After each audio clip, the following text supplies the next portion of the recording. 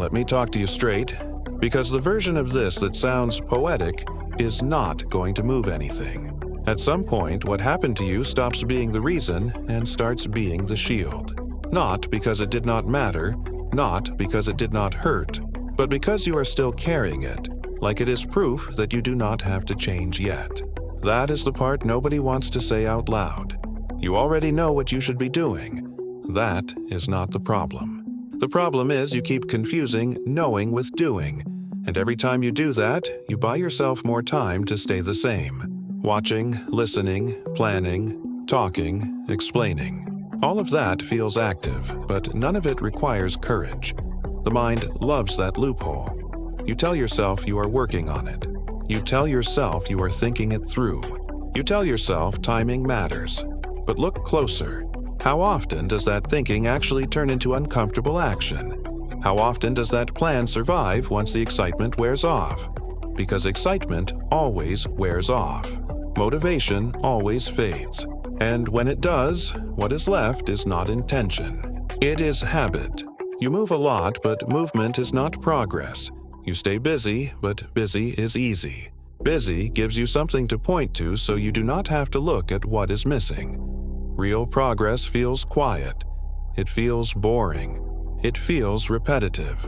And that is exactly why most people avoid it while convincing themselves they are still trying. If you keep saying you want change but only act when you feel ready, then why do you expect your life to move forward?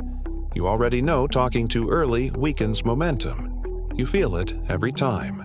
The moment you say it out loud, the edge dulls. The pressure eases. The urgency disappears. Your brain already collected the reward. Being seen replaces being built. Silence, on the other hand, keeps the weight on your shoulders where it belongs. Quiet effort forces honesty because there is no audience to perform for. Consistency is not motivating. It is exposing. One strong week proves nothing. One inspired day means nothing. Repetition shows the truth every time. What you repeat is what you value. What you avoid is what controls you.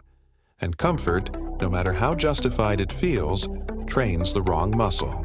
It teaches your nervous system that resistance is a threat instead of a requirement.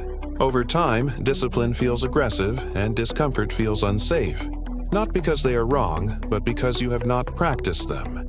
This is where the victim role sneaks back in, not as pain, but as permission. Permission to delay, permission to explain, permission to soften the standard. And the longer you stay there, the harder it becomes to imagine yourself outside of it. Not because you cannot change, but because change would require you to let go of the identity that made your struggle make sense. I am not talking to you like this to be harsh. I am talking to you like this because clarity matters more than comfort. Growth does not happen when you feel aligned. It happens when you act while part of you still resists.